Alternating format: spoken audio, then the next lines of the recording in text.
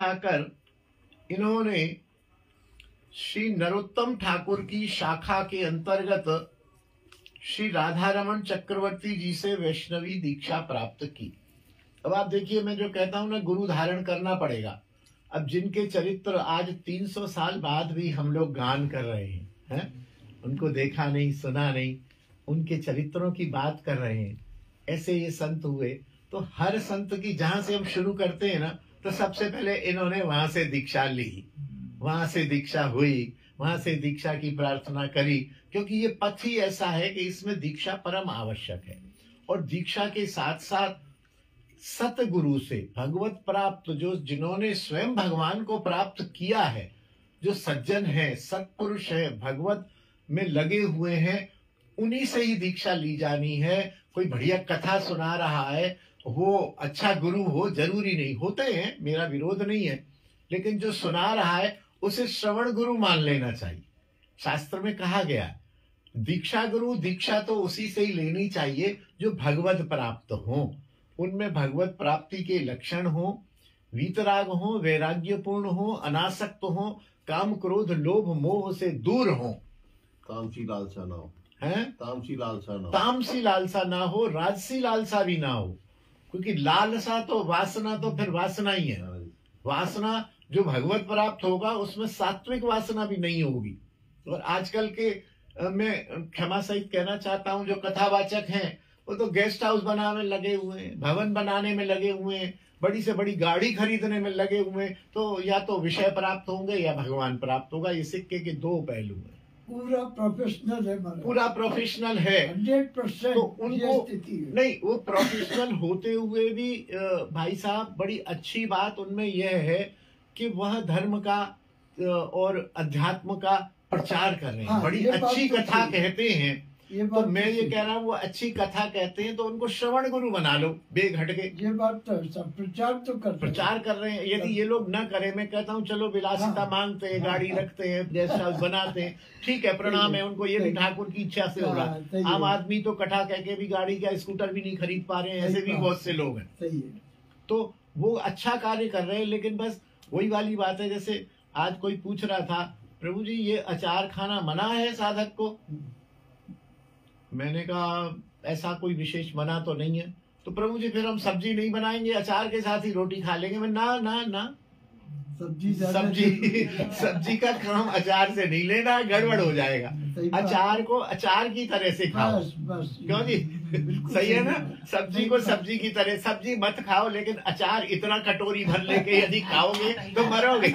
बोले प्रभु जी आपने तो। और मैंने कहा वैसे एक साधक को ज्यादा चटपटी मिर्च मसालेदार चीज खानी भी नहीं चाहिए, लेकिन वक्त आ गया, कहते हैं ना, कभी घी घना, कभी सूखा चना, कभी वो भी बना न बना। तो आज मान लो मैया के घर से 2 रोटी 4 रोटी आ गई हमारी बाप बेटी के लिए।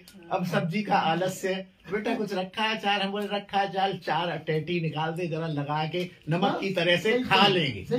ऐसे ठीक है, एक बात हो गई, वो एक बात हो गई। सही है। लेकिन तुम कहो कि सब्जी नहीं बनाएंगे, हम तो अचार से खा लेंगे, तो मैंने कहना ये नहीं चलेगा, नुकसान करेगा और तामसी हो जाएगा। अचार तो मजबूरी का नाम, कभी घी घना, कभी सूखा चना वाली उसमें आता है, कभी वो भी बना ना बना तो दूध पी के सो जाओ, राधे राधे, शाम मिला दे। तो ऐसे ही वो जो कथावाचन वाले हमारे संत महंत विद्वान प्रोफेशनल जो भी हैं, उनके पास इतना तो गुण है ना कि अच्छी अच्छी कथा तो सुना रहे हैं। हाँ, कम से कम क्यों नहीं? और धर्म का प्रचार हो रहा है, प्रचार गुरु। हाँ, तो उनको श्रवण गुरु बनाओ, बस उनसे दीक्षा लेने की जल्दी मत करो। हाँ, लो, देखो परखो, यदि खरे उतरे तो ले लो, क्या बात है, कोई मना थोड़ी है। लेकिन बहुत अच्छी कोई कथा कह रहा है तो वो बहुत अच्छा गुरु हो, दीक्षा गुरु हो, भगवत प्राप्त हो, ऐसा जरूरी नहीं है। ऐसा जरूरी नहीं है। तो गुरु तो हमें उसको ही बनाना। गुरु काय का बना रहे हैं? हम गुरु बना रहे हैं भगवत प्राप्ति के लिए। सही बात, ठीक है ना? जैसे भगवत प्राप्ति के लिए गुरु बना रहे हैं, तो भगवत प्राप्त होगा, वही तो हमें भगवत प्राप्ति कराएगा। सही बात है महाराज। हमें टेलरिंग सीखनी है, क्यों जी? हमें सलवार सूट बनाना सीखना है, तो किससे सीखेंगे? जो सुंदर है, बहुत बढ़िया बाल कटा के और बिंदी लिपस्टिक लगा के डोल रही है मैया, उससे सीखेंगे? नहीं, क्यों जी?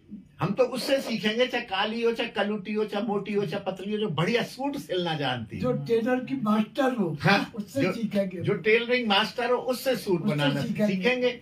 अब वो क्या बोले, ये तो सुंदर नहीं है। अरे सुंदर का हमें क्या करना है? सही बात। हमने तो टेलरिंग सीखनी है, तो हम तो टेलर वाले से टेलरिंग सीखेंगे। तो बिल्कुल ऐसे ही दीक्षा बहुत आवश्यक है।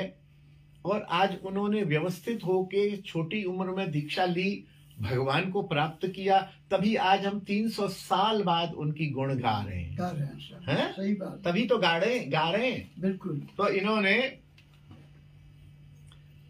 राधा रमन चक्रवर्ती से वैष्णवी दीक्षा प्राप्त की। कृष्णचरण चक्रवर्ती इनके परम गुरु थे। दीक्षा के विषय में मैं एक बात और कहता हूं, जैसे हमारे घर में कन्या है, बिटिया है या बेटा है, उसकी शादी करनी है ना, जरूरी है ना कि लड़की को रखोगे अपने पास जीवन भर, करनी है। तो इसका मतलब ये तो नहीं कि 6-8 साल की उम्र में उसकी शादी कर दो। अरे नहीं। या कोई आस पड़ोस में सुंदर सा लड़का दिखे उससे शादी कर दो। किससे करोगे? गुण देखोगे ना, गुणवान बच्चा हो, किस परिवार से है, परिवार ये अच्छा हमारी हो। बच्ची को सुखी रख सकेगा, नहीं रख सकेगा, इसकी आर्थिक स्थिति कैसी है, इसके घर के संस्कार कैसे हैं, मार पिटाई तो नहीं करते ये लोग, माता पिता लड़ते तो नहीं है, इनकी गुडविल क्या है, फिर आयु क्या है, ये सब देखेंगे। और बच्ची की आयु 20-22-25 साल होगी तभी तो शादी करेंगे। ऐसे ही दीक्षा है, दीक्षा होनी जरूर है, लेकिन ये नहीं कि जरा सा मन किया भजन करेंगे और सबसे पहले किसी सुंदर सुंदर बढ़िया हंसी मजाक करने वाले पंडित जी से दीक्षा ले ली। अरे भाई देखो, जैसे हम लड़के को देखते हैं, लड़की को देखते हैं, अपनी बिटिया के लिए हम लड़के को देखते हैं कि नहीं देखते? उसके घर जाते हैं, 2 बार जाते हैं, पता करते हैं, अड़ोसियों से पूछते हैं, पड़ोसी से पूछते हैं, उसके जहां नौकरी करता है, जहां व्यापार है वहां जाते हैं, फिर वो भी हमारी लड़की के यहाँ जाते हैं, आते हैं, देखते हैं। महीने 2 महीने 3 महीने लगते हैं रिश्ता पक्का होने में। और इसमें भी ठाकुर जी करें तो पहले रिश्ते में हो जाए, नहीं तो 6-6, 10-10 रिश्ते देखे जाते हैं। सब ऐसे हो जाता है। 6-6, 10-10 रिश्ते देखने के बाद बच्चों का विवाह होता है। तो ये दीक्षा भी वैष्णव की एक शादी है। क्या बढ़िया बात। 6-6, 10-10, 2-2, 4-4 गुरुओं को देखो, चेक करो भगवत प्राप्त है कि नहीं है, इनकी दिनचर्या क्या है, इनका व्यवहार क्या है, इनकी आसक्ति क्या है, इनकी भगवत प्राप्ति क्या है, तब देख के फिर शादी करो। जय जय श्री राधे श्याम। जैनियों में एक कहावत है, हाँ, पानी पीना छान के, गुरु की जान के, जान बनाना जान के। हाँ।